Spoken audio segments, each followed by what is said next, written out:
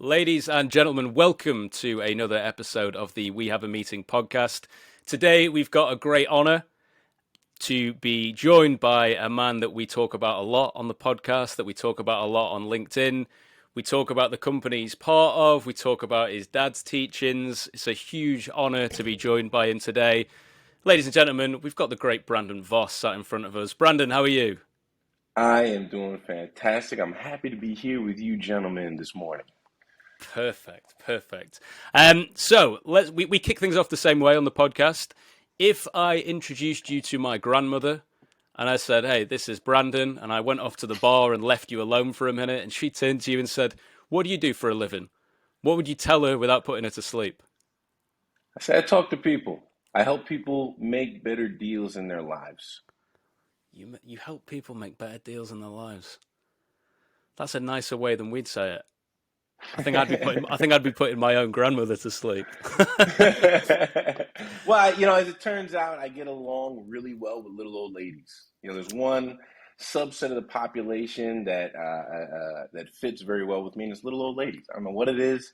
We get along fabulously. Wow. My grandmother's 8 foot tall, so I don't know if you'd get on with her as well.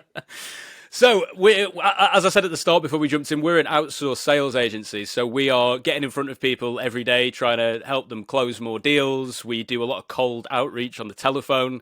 And often one of the miscommunications in sales is it's all about getting to yes. Get to yes as quick as you can. Get someone to say yes 500 times in the first 30 seconds of a call. Your teachings are a lot different than that, and you're always going for no. So can you talk to us about the importance of getting to know and what that helps unlock? Sure.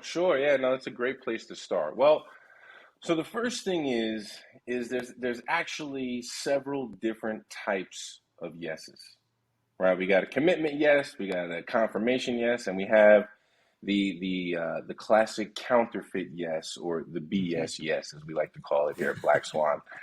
And I think a lot of us already know that the counterfeit yes, the BS yes, is probably the one that human beings use most often. And so when you just look at that simple data, which yes do people rely on the most? It's the BS yes that's designed to send us away or not actually commit them to anything. And then secondly, there's three different types. So even if you do get a yes, you still have to decide, like, which one of these yeses am I dealing with?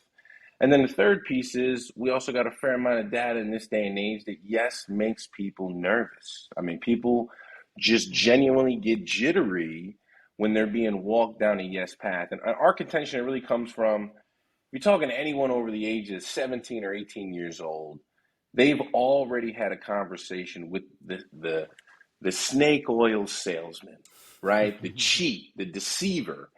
And that individual uses yes momentum. And so whether consciously or subconsciously, when you talk to that person and they've had that experience, you instantly start to sound like this snake oil salesman that may have tried to burn them or did in fact burn them in the past, and defenses are up, right? And so, and the ripple effects start from there. So that's kind of the big piece. And then interestingly enough, with no, people feel protected. Right, I don't understand all the scientific data behind it. Right? I'm not a neuroscientist. Maybe sometime in the future I might go that direction. But we just know that people feel like they're protecting themselves when they're allowed to say no to us, and then they can think. When people feel protected, they're happy to engage in deep thinking and give us very important information they might not give us otherwise. Wow. So that's interesting that you said that. So we open, since I read Never Split the Difference, we started opening our cold calls totally different. So I ring people up and say, look, Brandon, I'll be totally honest with you. This is actually a sales call. So you can either hang up or give me 30 seconds. It's totally up to you. And 9 times out of 10, people on the other end are going to say, go on, you can have your, because they felt safe, I suppose, to say, they got the option to say no. Is that kind of the thought process behind it? There's a combination of things there that you're doing that I like really well. And number one, you're setting the expectation. Like you call people up, excuse me, you call people up, and the first thing is, I am not going to let you get caught off guard in this call. Right? People call you all the time and you get caught off guard about where they're going, what they're doing, trying to get you to say yes. And my first step is I will not let you get caught off guard. I'm going to set an expectation. And then secondly, I'm making a very concerted effort to protect your time. You get calls like this often and they drag on. You got to hang up on somebody or rudely exit the interaction. And I'm going to give you an opening to leave now and let you know that you got another opening to leave in 30 seconds if you feel the need to. And like those two things are huge. The setting the expectation, not letting them get caught off guard, and protecting their time and their autonomy. That's huge right there. That goes even beyond the no-oriented question as far as managing emotional axes, as it were. Wow, my ego feels good now. You're executing, man. You are internalizing the concepts of what it takes to manage expectation and passion and motivation, and it really starts there. Perfect. Absolutely. So one of the, Zach was talking about our intro when it comes to like a cold call. And one of the things we do sometimes is we get on a call and I say, is that Brandon? You say, yeah. I say, Brandon, you're probably going to hate me. And then I pause.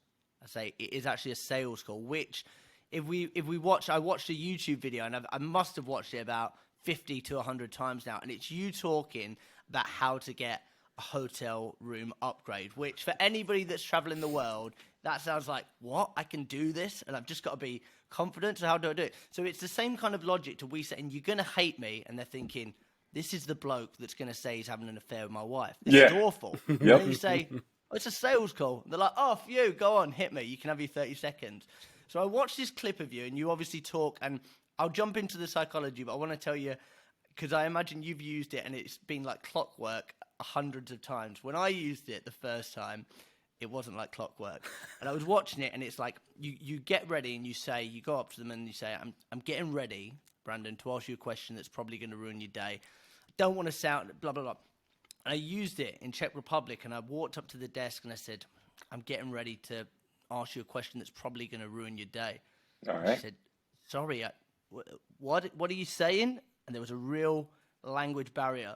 I said, I'm getting ready to, and she said, ruin my day. And she looked like she was about to cry. And I was like, oh no, what's going to happen here? And I said, I'm going to sound, and she was just like, what are you saying about? What are you asking for? And I was like, I'm just trying to, there's probably no way that I'd be able to get an upgrade. And she's like, an upgrade ruin my day? And she just looked like she was about to cry. And I was just like, don't worry about it. Look, let me leave. I'll go and stay in another hotel somewhere else. So I don't know if it was badly delivered, which, do you know what I mean? I'll hold my hand up and say probably it was badly delivered at that point. But also, maybe it was a language barrier. Like, when you're using these things, is it like Caesar's Palace, Las Vegas? Or are you like some 4-star in Czech Republic?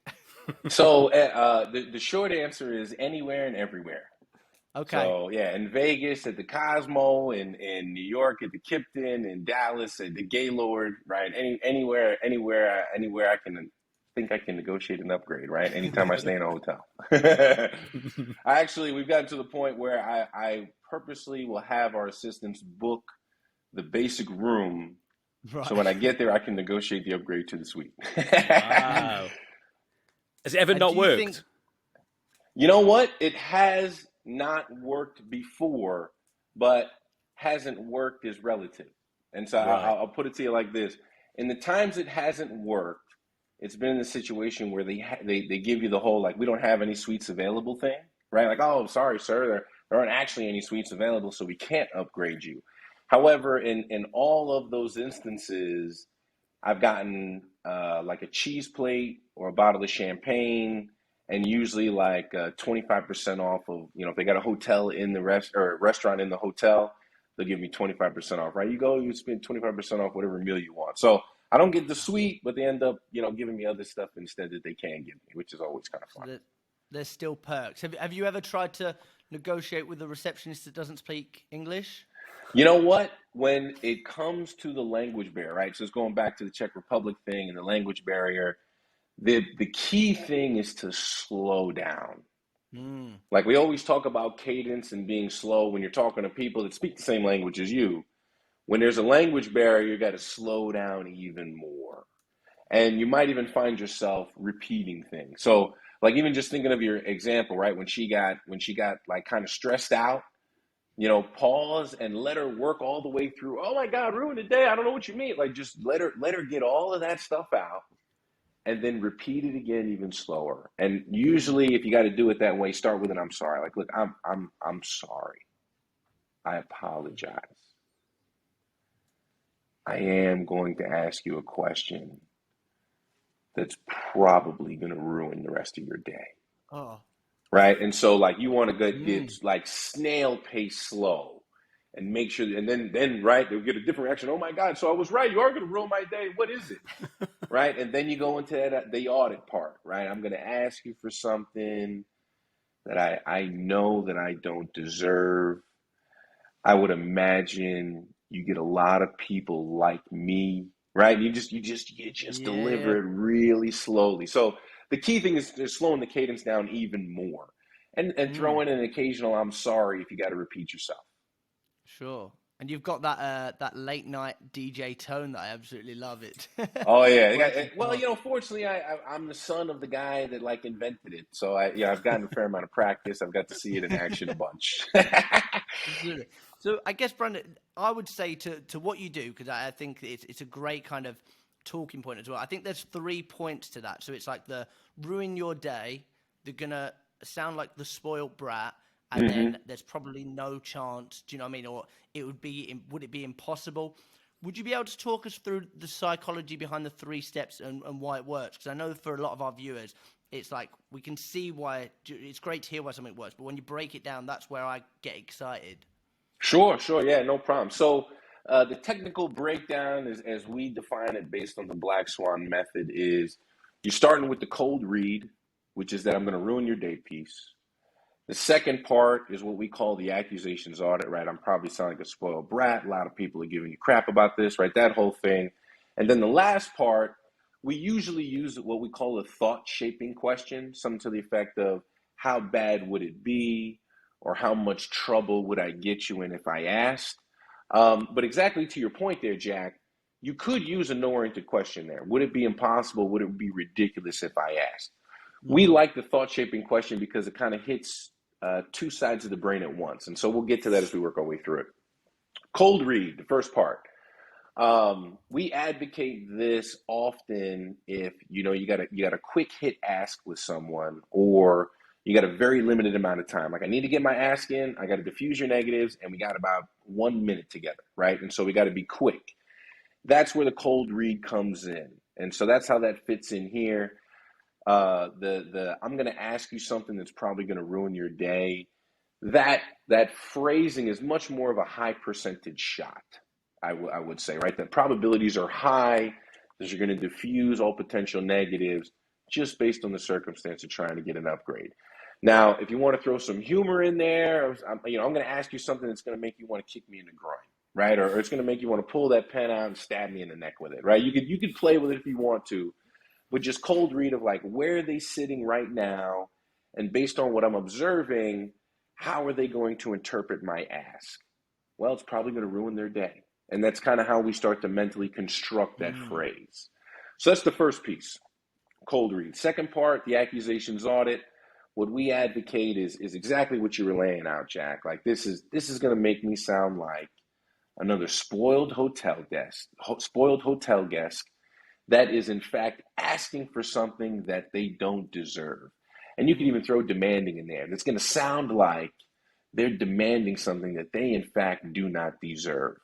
And that's the audit piece, right? This section is, if we could verbalize all of the reasons why they wouldn't want to give us the hotel upgrade.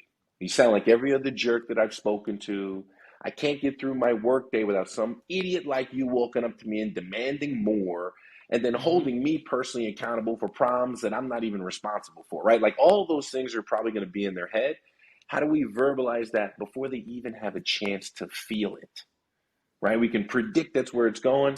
I'm going to tell you how you're going to feel. So when you get there, I take away permission for you to actually feel that way. It's interesting how that dynamic works if we can get out in front of it. And then the last part, thought-shaping question, how much trouble would I get you in with your manager if I asked for a complimentary upgrade to a suite? And so the twofold piece there is, again, you're hitting another negative. Your manager might yell at you for giving away one of the best rooms in the hotel for free. And so I want to acknowledge that possibility first. And then we drop our ask in, and being specific about the complimentary upgrade, right? One little tweak, if we leave it open, how about an upgrade? They're like, well, you can pay for the upgrade, right? And so we throw that complimentary piece in there to really guide what they're thinking about. Wow. I love it. I love it. And that's, do you know what I mean? I watched that video so many times, and now I've had one-on-one coaching. If it doesn't work next time, that's it. I'll just pay for the rest of my life.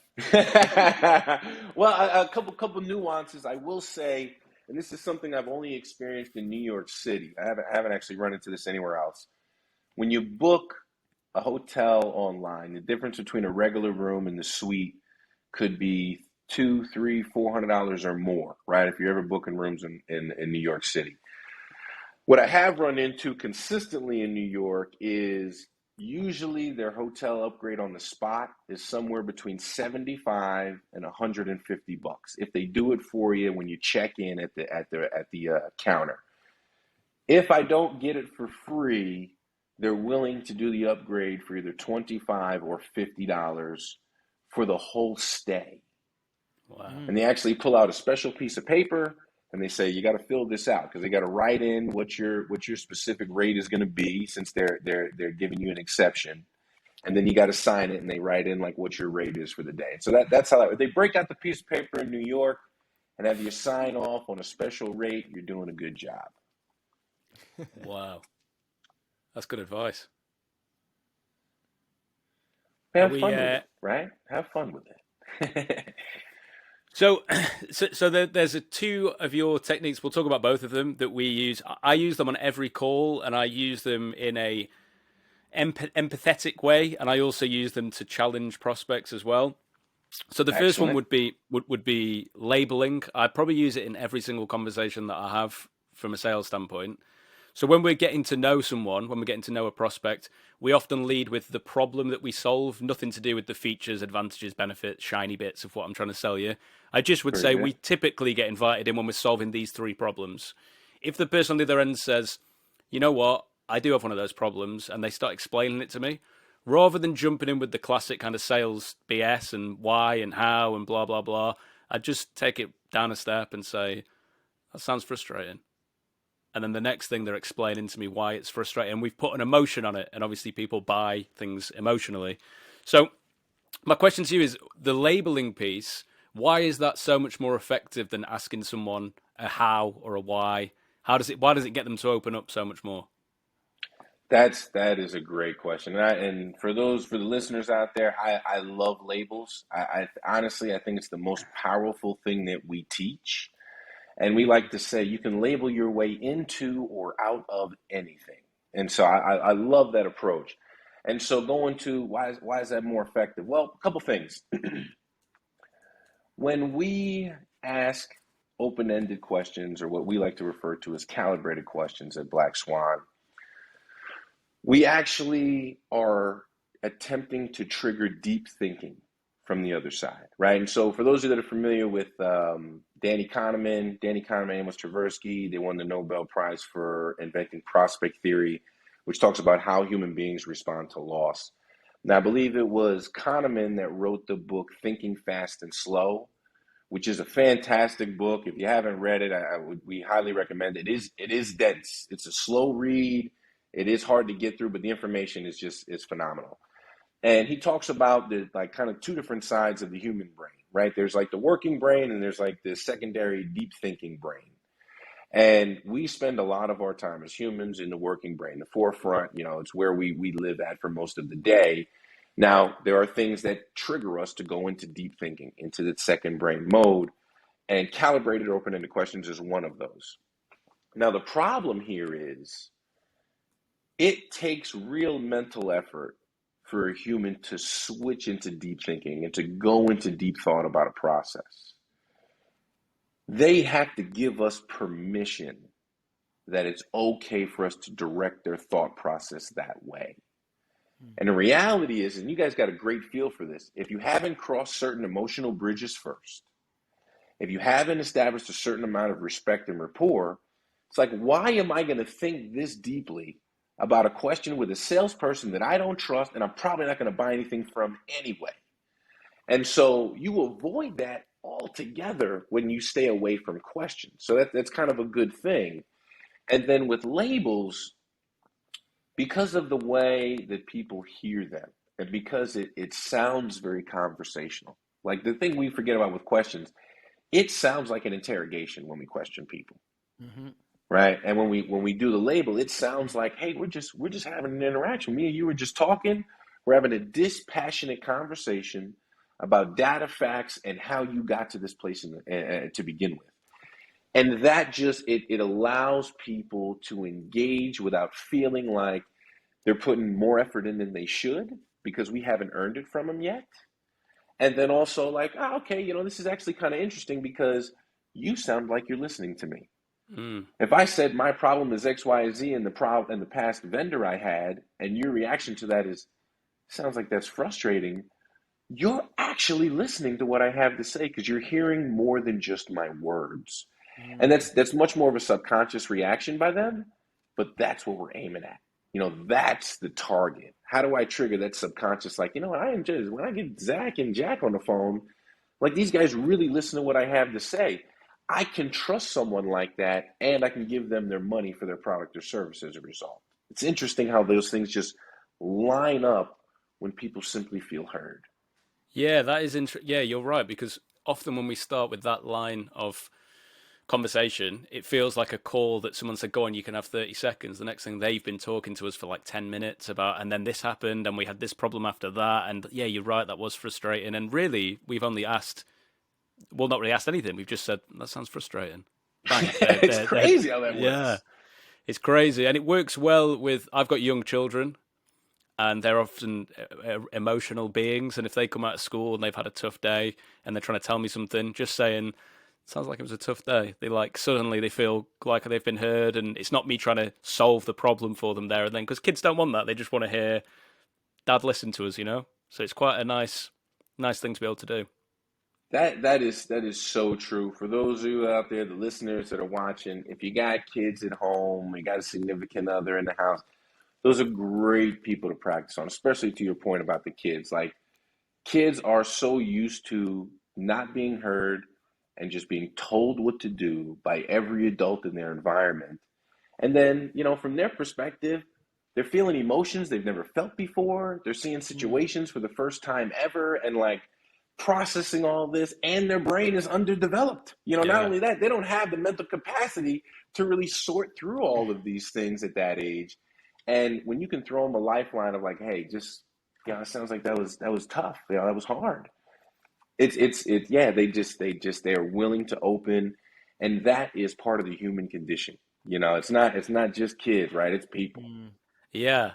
And the other one that we use from a business standpoint is the mislabeling, which I think is unbelievably powerful, especially if you're in a prospecting conversation where it's the other side feeling like they're against you and why would we use you, and the conversation's going that way. We often say, well, if this is the conversation we're having, it doesn't sound like you need to use us. And all of a sudden the tables turn, or it doesn't feel like you should be maybe looking at this. Do you get what I'm saying? So by getting it wrong on purpose, it's like you defend yourself. Now I don't need to defend myself.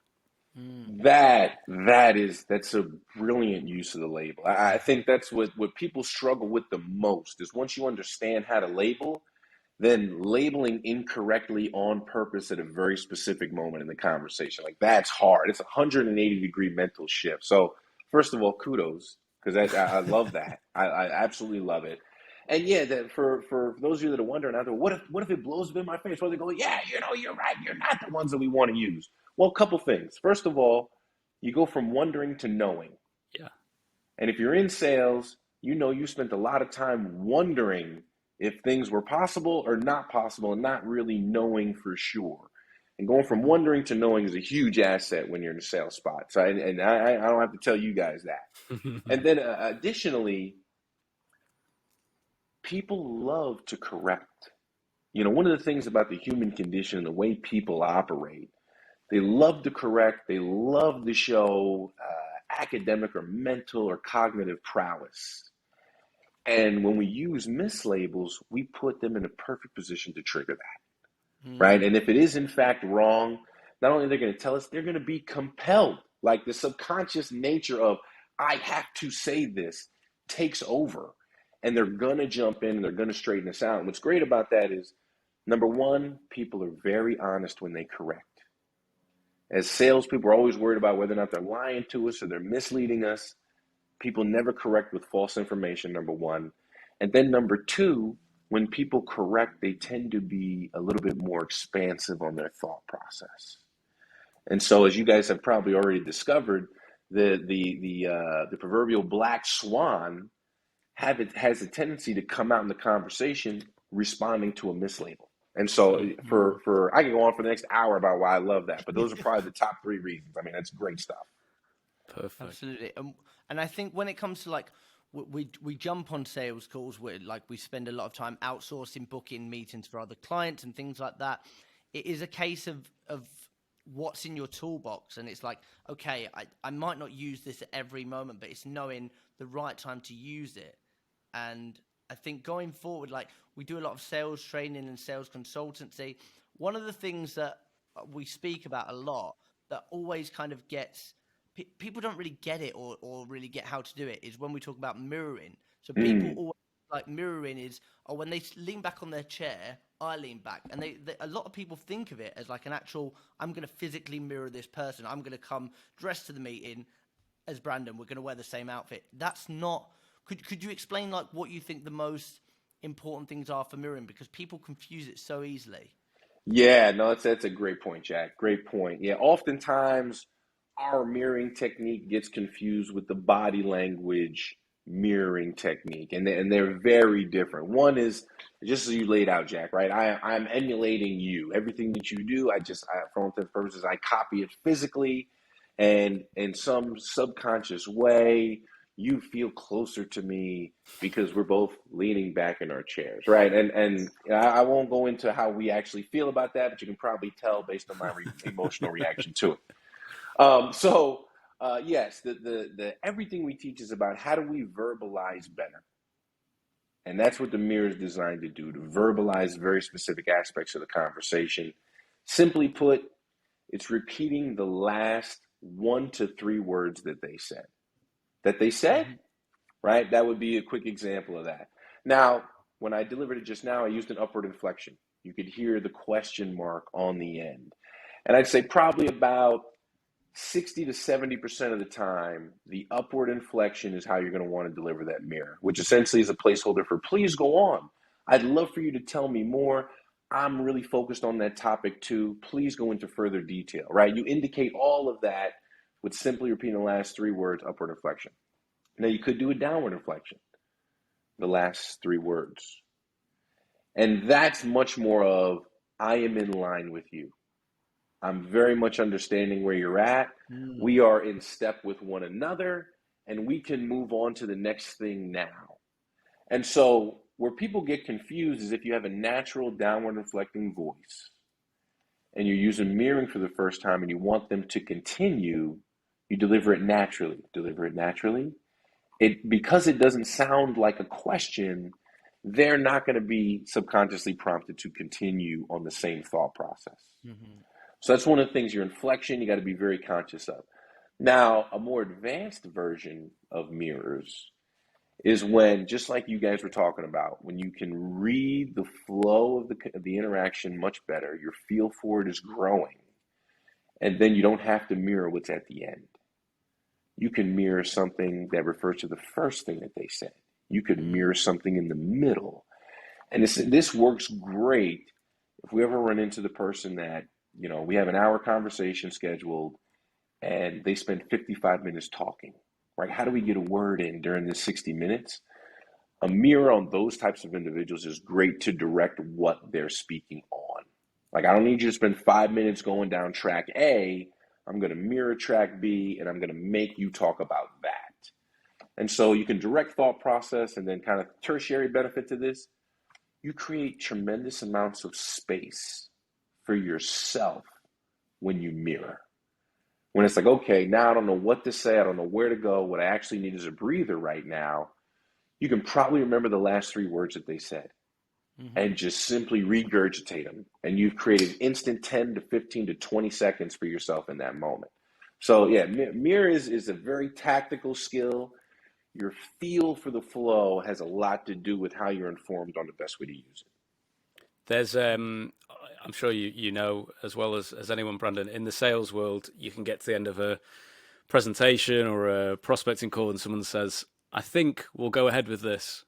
And then you let them say the piece. And then we'd say, you said you think you'll go ahead. Well, no, and they start expanding on what they meant by that. But we love that one because there's often a lot of indecisive conversation in sales. It's great as like a clarifying, when you said you think, and then they expand, or not interested, and they go on and talk about it. So anything that's kind of fluffy, you can quickly kind of cement, what did you actually mean by that? That wasn't very clear. So rather than saying, be clear, you can just repeat what they said back. It's a great, again, what I love so much about the different methods is none of it feels invasive, and yet it's quite a direct result. You get people to keep talking, you get them to feel comfortable talking, and they feel very much in the driver's seat rather than you've demanded anything of them. Does that make sense? That makes, and I love, it makes great sense, and I love your example because, as a salesperson, you'd be tempted to, can you please tell me more about why you feel unsure, right? And we know that's not a high probability shot right there, right? Because they got to say yes to us. We're doing the tell me more approach, and really just simplifying the moment. That's the other thing I love about that. Like, so you are cementing them to what they said, and you're solidifying the moment in so many ways. I love that approach. I think that's great, right? Mirror the hesitancy, mirror what they might be fearful of, and they'll tell you why. Absolutely. And I think so many salespeople that we see, it's that like they want this kind of, they want to be light and they don't want to ask questions that are going to be uncomfortable because they don't. Zach's been a kind of a great kind of mentor as well with my career, and he kind of, if you feel it, say it. So it's just you get in there and I go, can I say something? I don't think that you want to renew. No, I do. And like do you know what I mean? They go back and they push it, and it's like, if you feel it, just say it, just ask that question, and do you know what I mean? It's another form of labeling. That is such great advice. Like, we do not trust our gut or our intuition enough. And then even if we do pick it up, then it's like, well, how do we put words to this, right? My gut's telling me this, but how do I actually put the words to it? And that's a great way to look at it, right? Like, you're going to accept that you're going to be uncomfortable and it's going to feel awkward, number one. And then if you feel it, say it, speak on it. Do not let it fall by the wayside. That's great advice.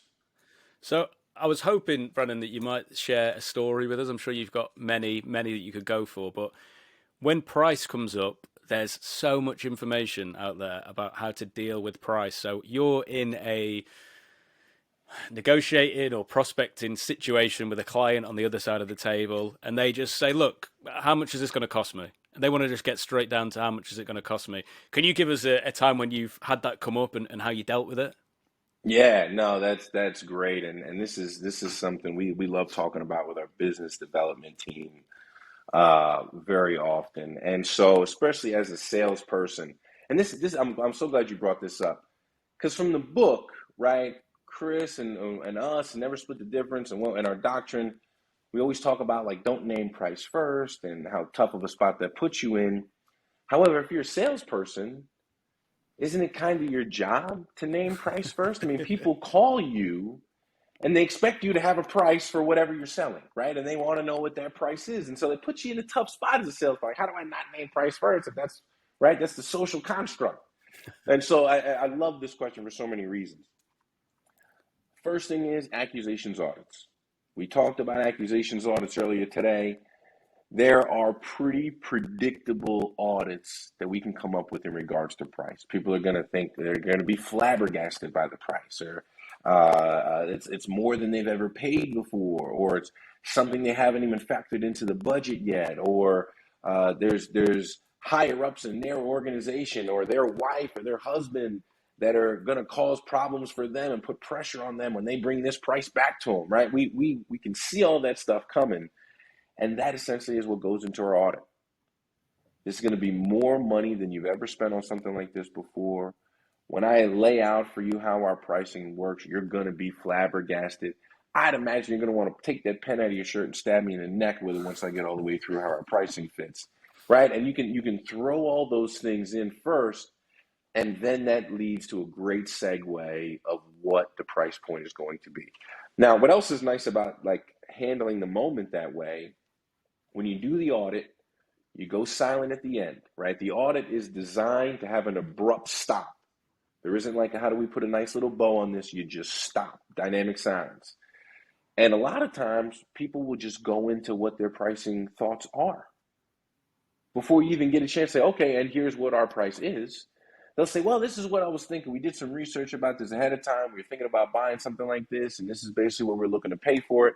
Like they'll go ahead and open up about some of that stuff, which is really nice.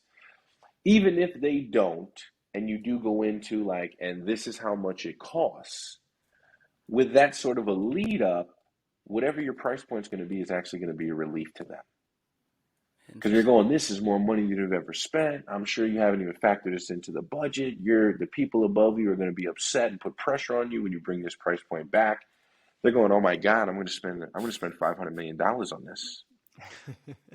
Right? And then you go, it only costs you $50,000. You're like, oh, $50,000, yeah, sure. Be happy to pay $50,000. Right? It relates back to what we refer to as perception anchors in the book. And so we're anchoring their perception to a position that is in fact not true. And so we actually get to paint ourselves as like the hero of like, yeah, you were worried you're gonna pay $100 million. It's only gonna cost you $100,000. And now we actually create relief instead of tension when we drop the price point into the conversation. Wow, I love that. We do something similar, but I've been trying to put in your no orientated follow up at the end. So we hit them with, look, it's probably going to be a lot more than you were willing to spend on this, probably a lot more than you're expecting to spend. So can we agree something before I tell you the price? They say, yeah, go on. If it's something that's far too much and far outweighs what you're expecting to spend, can we just agree that it's a no here, and then we don't have to carry on the conversation? I won't waste any more of your time. And then they say, yeah, okay. There are several things about that I like. I wouldn't say that that's bad. If I was going to make a couple of tweaks, yeah, please. The part, instead of can we agree to something, just make that an oriented question. Would it be a bad idea for us to agree? Yeah. Right? Just change that to a no. But I love that idea because it actually goes back to a book we referenced, Never Split the Difference, called Start With No by Jim Camp, the late Jim Camp. His son Todd runs the company now and does their training. They invented this right to veto. Right? Giving people the right to say no. Very similar to the no-oriented question, but a little bit different angle on it. And it's exactly what you laid out, Zach. Like, if you have a problem with this, and this is something you want to say no to, stop me. Do not hesitate to jump in and interrupt me and tell me no as I work my way through this. And that's what the camp group, right, the Camp Negotiation Institute called the right to veto.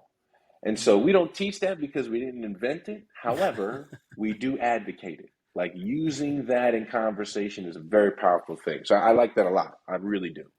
I love it. I'm definitely going to try it's the big accusation audit at the front, I think, that I'm not doing that I think could create that space. And then when we get to the price, that relief, because you can see the relief, can't you, in someone's face straight away when you say, well, even if they don't, say, oh my God, what a relief. They just look physically like, oh, okay, I'm sat back in my chair a bit more now. I feel more comfortable. So exactly, yeah. You can almost see the shoulders, like the tension come out of the shoulders. It's really interesting. Right in here is where people will show a lot of their tension, right? Up and down, which will tell you a lot.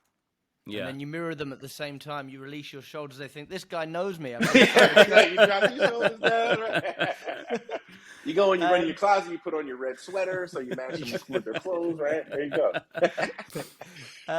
Amazing. So, Brandon, we've just hired 2 young sales reps, and they've come in and they've both absolutely smashed the phone. They've been on the phones for about a week and a half now, and they're killing it. They're booking meetings left, right, and center.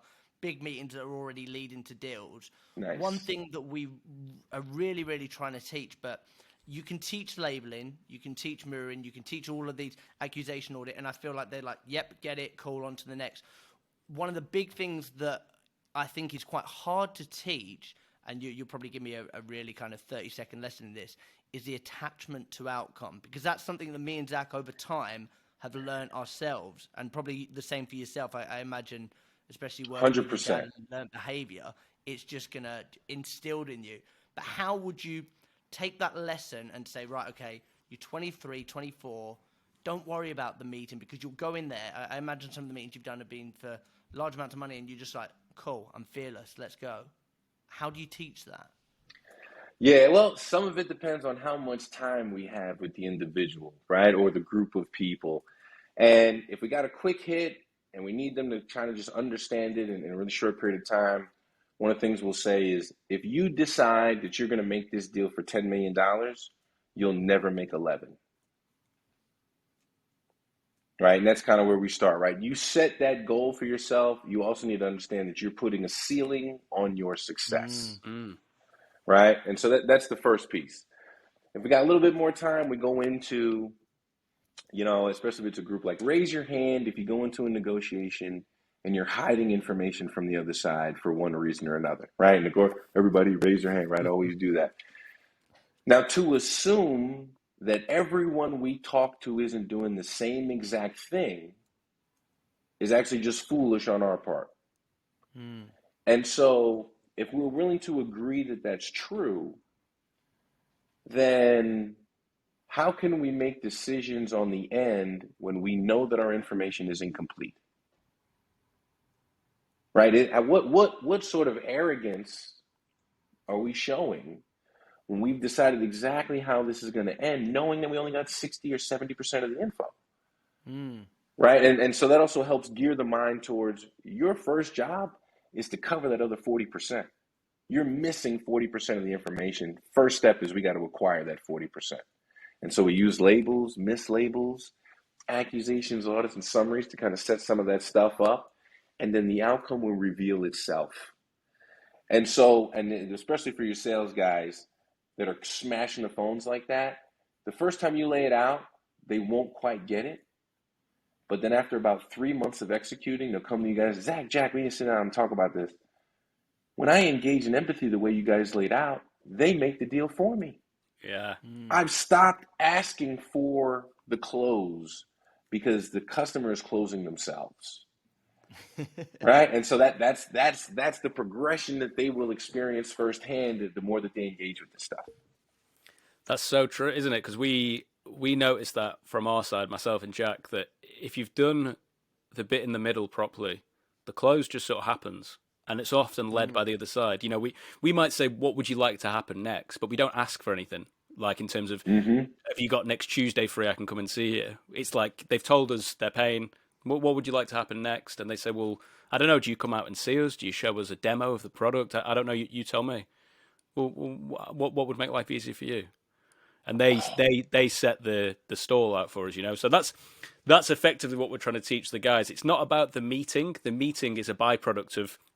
It's like the abs are a byproduct of going to the gym. I don't just get the abs. Yes. I do the work up front and I get the abs. That's a great metaphor, great comparison for it. And that's, as you guys know, you've experienced, it's hard to explain. Yeah. We struggle at Black Swan to explain it because it's like, look, just trust us. This is how it's going to happen. And it's going to be a little bit different every time, but they'll close themselves. They'll make the deal for you. And then you start to experience it yourself. You're like, yeah, you know what? But I don't know how to explain it either, right? Like that's all the people that I've interviewed, because I make it a point to interview the people that are most successful in our world. And I always get things like, I just made the decision and I trusted the process. Like those are the best answers that I can get from the people that have literally gone from A to Z. That's the best I made the decision, I committed, and I trusted the process, right? And of course, I put myself second. That's a huge part of it. I put what I wanted second. But the first two things, decision, process, that's it. And I think I've found from obviously holding meetings and talking about large amounts of money and things like that, when we started and it was like, right, okay, I've got to fill my books, I've got to get some business on, the way I acted when I knew that I needed to bring in some money, to the way it was like, I can't take on any more business, let's look at it for July. Oh my God, everybody, like you've seen it now, it's like everybody wants it because I don't care. And it's that kind of, how can you switch that off? It's so hard, but once you learn and once you can kind of nail that, of course we care a little bit, but it's removing that ego from the kind of self, which is, well, we could get into a lesson on Buddhism there, Brandon. Yeah, no, that can go deep. But I think you guys made a great point too earlier. It's like you have this toolbox, and you trust the tools in your toolbox, and you trust that you understand how to operate those tools. Mm. And at any given moment, you can reach in and find the right tool, and it's not going to be the same one every time, but you know it's in the box. Mm. And you can let go of what's going to happen because everything's going to be fine, right? Like this, I'm not worried about the house falling over because I got nails and I got a hammer, and when I put the nail in the wood, it's going to hold the wood up, right? I'm going to trust that the house is going to stay standing. Mm-hmm. And just like you said, right, your ego just naturally gets out of the way, and we can operate that much at a higher efficiency as a result. Definitely. So when I was thinking about how to plan this interview, Brandon, I was wondering, I'm sure you get asked a lot about your dad. So I was wondering, are we comfortable talking about your dad from you've grown up with an FBI hostage negotiator and what that was like? Is that a comfortable line of questioning? Sure. Yeah. No, I don't mind talking about that at all. I will warn you ahead of time that it's not as glamorous and as cool as most people would think. I just wonder. Well, I was going to say it's interesting that you've ended up where you are in terms of a learnt behaviour standpoint. There must have been something about what your dad does that you thought, I want to learn that. And just wondering what those early experiences were like where you thought, maybe I should learn a bit about what's going on here. Yeah, especially as a kid, one of the things that I got to observe when I was with my father is just like when he wanted to, right? And here's the key, right? He's a natural assertive, and for those of you that understand our types, some of the pitfalls of being an assertive. So when he wanted to, his ability to like instantly diffuse anything. I mean, that was something that always just blew me away. And then also, in addition to that, being able to take pressure off himself by making the people he spoke to solve his problems for him. And those are two things that he has always done well and has carried over into what we even teach today. And being able to watch this as a kid was definitely like, I'm not exactly sure what happened there, but I need to figure out how to create that dynamic in conversation, right? Because that is powerful. Like this person was mad, and now they're on my father's side, right? They're almost like defending him. Like, how did this happen? And so, like, how do I start to create that, right? That's definitely what stood out to me more than anything else. And so, let's see, I moved in officially to live with my father when I was 17. So I finished my senior year of high school in DC, living under his roof. And, he was heavy into CNU at that time. So that's when he was doing, like, going to the Philippines and doing the Jeff Schilling stuff and all those cool stories from the book. And so it's interesting. I got to observe, but I got to observe from like the same media spotlight that everybody else saw it from. Wow. But then we get to have phone conversations with the guy that was there on the ground doing it. And so like that was cool, right? Like, oh, what you guys, you had this thing on CNN that ran in regards to the Burnham case. Like, and he's like, yeah, we came up with that plan for CNN, right? And being able to like talk that through, but influence at a high level, like being able to have conversations my whole life with a guy like Chris is not everybody is so lucky. I'll put it like that. Wow. So it sounds like there was a point where you actually knocked on his door and said, right, I'm ready to learn now. I'm ready to be taught. Or was that a gradual, lifelong thing? Yeah, it's probably much more of a gradual, lifelong thing. Like there was never like a moment where we sat down and like he imparted the knowledge on me. But I was a knucklehead of a kid, and so when I got to see him diffuse and have people on his side, my first testing ground was when I was getting in trouble in school, right? Like, Brandon, go to the principal's office, right? And like, okay, going to the principal's office, I got to diffuse and get the principal to get on my side, right? And so I'm thinking about these things as I'm walking down the hallway to the principal's office, and then walk in and say things like, I know you weren't expecting me to show up here to me. You're probably thinking, what the hell are you doing here and not in class? And you're probably going to want to send me to detention for whatever discretions that I've caused, right? Or whatever that is. And have principals and deans of discipline look up at me from their desk and go like, what? Just go to the cafeteria, right? You don't have to stay here in the office. Just go to early lunch And after the lunch block is over, just go to your next class, right? You don't even have to go back to that class with whatever that teacher was that threw you out, right? And that's where Wow. my reps and my cycles, that's where I started getting them in. Was that on a conscious level or a subconscious level? Did you know what you were doing, or was it just something that you kind of been like, well, I've seen that work and like I'm really intrigued into like the psychology behind it. You Did know, you it know what was you were it doing, was or was it just conscious as far as like the emotion I was trying to create. Like at that point, I would say I didn't necessarily have the words, right? I'm making up the words as I go along, but I understand the emotional dynamics. Like, okay, I just got thrown out, so that teacher's pissed at me. Dean of Discipline's job is to put me under the school, right? If I screw up. And then, I always played sports. And so if I got to miss practice and then my head coach hears about this, right, then it gets progressively worse. And so knowing that all those dynamics are coming at me and then just laying them out ahead of time, right? Like when you talk to my coach, he's going to be pissed that I was in detention today and I was sent to the principal's office and you got better things to do than be dealing with some student that's getting out of line in class, right? That's probably what they're thinking, if I had to guess. And then the dynamic that was created is like, yeah, that's exactly what I'm thinking. Get out of my face, right? Go hang out somewhere else. And it's interesting just how it starts. Dynamics will lean in your favor when you can get out in front of all those negative emotions. Wow. Wish I thought like that when I was at school. I'd have got myself out of a lot more trouble. Yeah, secretly, I spent a lot of time riding around on the staff elevator. Right, one of my schools that I went to had an elevator, so I always rode the elevator with the teachers and stuff, and it was no big deal. Wow. Just diffuse the negative. Yeah, I yeah. know I'm not supposed to be on the elevator. I know.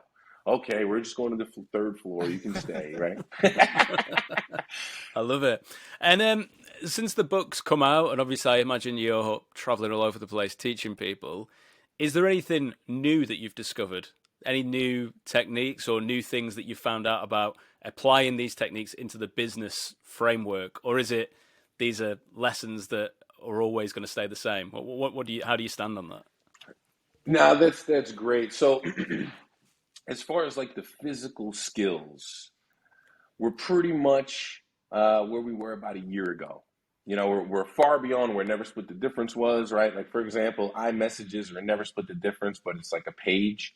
We could probably write a book on iMessages in themselves these days because we brought that skill so far. But what we are discovering more and more, especially, I mentioned neuroscience earlier, the very specific neurochemicals that we're trying to activate. That's very much more where we're leaning a lot of our content. And so we want to create bonding with this person. The bonding drug is oxytocin. How do we actually trigger naturally occurring oxytocin in the brain? And like, what's the process for getting to that? And so the skill set, the hard skills, right? It looks, would it be impossible? We're continuing to add more to that doctrine as far as like go-tos and things you can lean on. But content is much more like, and for lack of a better term, theoretically focused on like, this is how people operate. And so how do we move them into this space based on what we know about human nature? And that's where our focus comes in much more strongly these days. Wow, That's fascinating. that makes me want to ask you a question about when you said about iMessages. So if you were, I actually use the email follow up from the book when things go quiet. The is it over?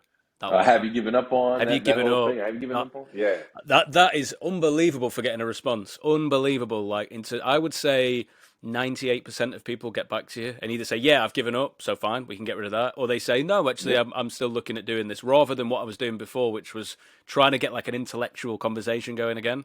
But is there anything you don't, if there's nothing, I won't be, it's more for us to steal for ourselves. But if I was approaching someone for the first time and I couldn't get them on the phone, so I'm going to have to email them or text them, is there a way of engaging with someone the first time in kind of a written format that works best? Very good. No, I like that. Great thought. First of all, written format, no matter what, we want to keep it short, right? Like people, and we've all done this. People will stop reading emails simply because of the length, right? Open it up and see the length and go close, Yeah. right? And just go on to the rest of their day, right? So that's the first thing. We want to keep them short.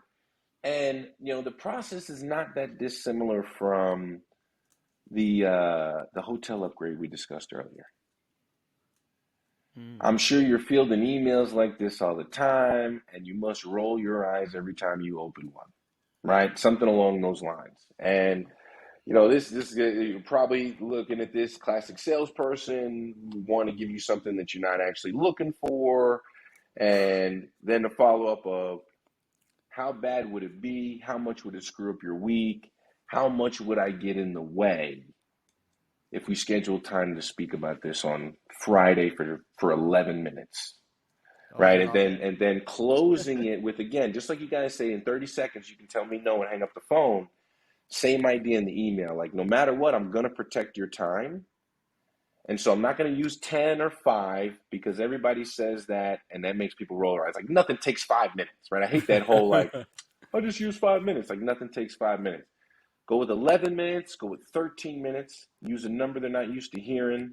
And then when you do get them on the phone, engage in what you guys already do so well. And keep, like, at the 10-minute and 30-second mark, you want to be like, hey, look, I told you 11 minutes. It's 30 more seconds before we hit 11. I'm happy to let you go and get back to your day right now. And they want to be, no, Zach, I'll stay on the phone. I still got things I want to talk through with you. It's amazing how you can, manage that dynamic. But, very similar to the 3-step upgrade, and then just throw in that piece about the time, right? I want, is it impossible for me to get 13 minutes from you on Friday? When you think about that makes perfect sense. The psychology of speaking to someone is going to be the same when I read something. It wouldn't be any different, but it wouldn't engage it would be exactly the same. So why overcomplicate it and try something else, Makes perfect sense. That's exactly it. That's exactly it. The one nuance there is we all know that text does in fact have tone. Now that tone is dictated by the mood of the reader at the time they read it. Wow, yeah, of course. Right? And so since we don't have that much control over it, then we at least need to be aware of it. And we drop things in that we call email softeners, which are nothing more complicated than I'm sorry's and I'm afraid's. Right? I'm sorry to be dropping this at your feet. I'd imagine you get inquiries like this all the time. I'm afraid if we don't bring this to your attention, or I'm afraid if we don't help you solve this now, it'll hurt your future. Would it be impossible if we talk for 13 minutes on Friday? Wow. I love that. Right, well, look, we've taken a lot of your time, so I'm just going to round things up with one last question. It's the same question we ask everyone. It's putting you on the spot, perhaps, but... Let's do it. So, before things are all said and done, what's left to achieve for you in your... No, I won't ask you in your life, because it's too big a question, but certainly from your business standing, what have you got left to achieve? What's on the bucket list? Oh man, that's a long list. I feel like we got a long way to go in that regard. We've come a long way, but there's still a much longer journey. And I'll tell you what's in the short term for us. So we're actually developing an online platform with a partner company called Syntax in Motion, and it's probably going to be the most robust content that we've ever built. And we're gonna start breaking it down by industry, hedge funds, venture capitals, just cold call sales, right? We're going to have all of those different categories in there. And not only is that going to be huge for us to be able to get that content out into the world, but making everything as accessible as possible, right? Like, especially with the new age and with virtual things these days, and because of COVID, more self-guided practice, automated practice that people can tap into at any given time of the day and don't have to be on the phone with a guy like me, next week, right? You can do it right now online with Syntax. That's going to be huge, not only for us, but more so for our fans, for our users, for people out there that are actively trying to make better deals every day. It'd be a great resource for them. And that's on the forefront of our minds right now. Wow.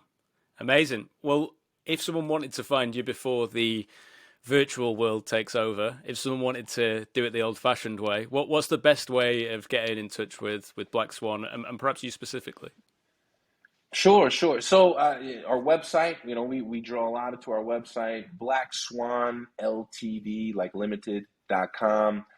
And we got a free newsletter that comes out every Tuesday morning called The Edge, right? The negotiation. How do you gain the negotiation edge? Tuesday morning that comes out, and it's always something short and sweet, easy to digest, and is always based on a pertinent negotiation issue, right? We make it a point not to talk fluff in that newsletter. We field questions from our fans and from people like yourselves, where it's like, look, this is a negotiation issue everybody has. We're gonna write an article about it.